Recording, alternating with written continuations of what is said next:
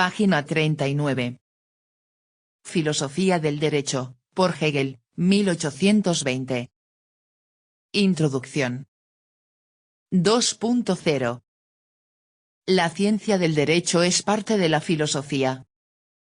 En consecuencia, debe desenvolver desde el concepto, la idea, como lo que es la razón de un objeto, o lo que es lo mismo, ser espectador del peculiar, inmanente desenvolvimiento de la cosa misma.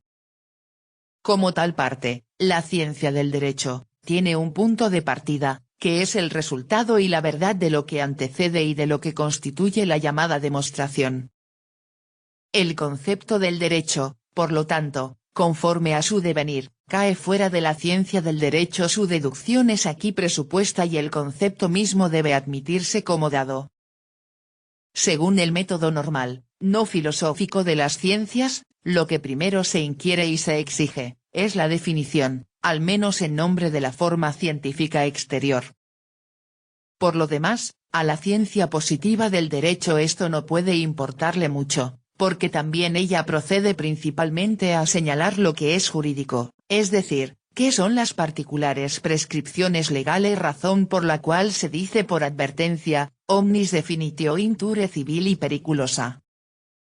Y en el hecho cuanto más inconexas y contradictorias son en sí las prescripciones de un derecho, tanto menos son posibles en él las definiciones, porque éstas deben contener, más bien, determinaciones universales, que resultan evidentes, de modo inmediato, por su simplicidad a lo opuesto, esto es, a lo no jurídico. Así, por ejemplo, no sería posible para el derecho romano ninguna definición de la persona, puesto que el esclavo no se puede comprender bajo ella, y más bien en su condición, a que el concepto es violado igualmente, aparecería peligrosa, en muchos casos, la definición de la propiedad y del propietario.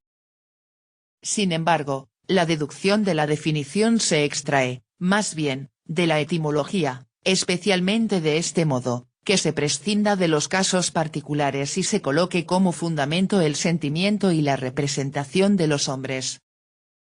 En ese caso la exactitud de la definición reside en la concordancia con las representaciones existentes. Con este método se discierne lo que científicamente es esencial, en cuanto al contenido, la necesidad de la cosa, en sí y por sí misma, esto es, del derecho, y en cuanto a la forma, la naturaleza del concepto. En cambio, en el conocimiento filosófico, la necesidad de un concepto es lo principal y el proceso como el resultado del ser resultante, en su demostración y su deducción. Así, siéndole su contenido necesario, el segundo punto a investigar es, ¿qué corresponde al mismo en las representaciones y en el lenguaje?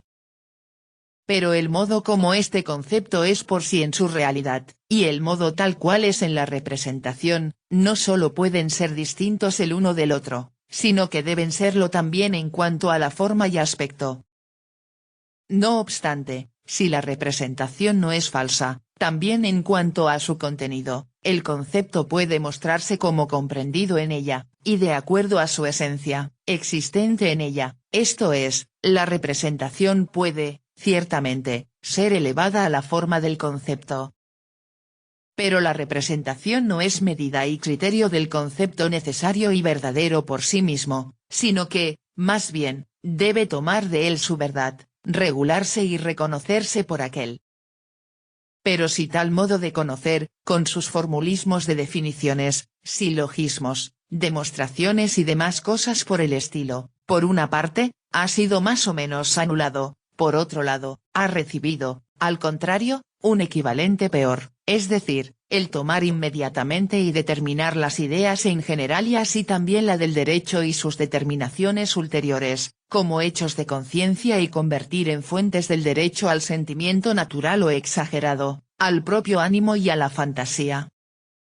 Si este método es entre todos el más cómodo, también es el más antifilosófico por no mencionar aquí otros aspectos de tal criterio, el cual tiene relación no solo con el conocimiento sino directamente con la acción. Si el primer método, en verdad formal, aún exige, sin embargo, en la definición, la forma del concepto y en la demostración la forma de una necesidad del conocer, el modo de la conciencia inmediata y del sentimiento, instituyen como principio la subjetividad, la accidentalidad y el arbitrio del saber. ¿En qué consiste el proceso científico de la filosofía? Aquí debe presuponerse conocido por la lógica filosófica. Página 41.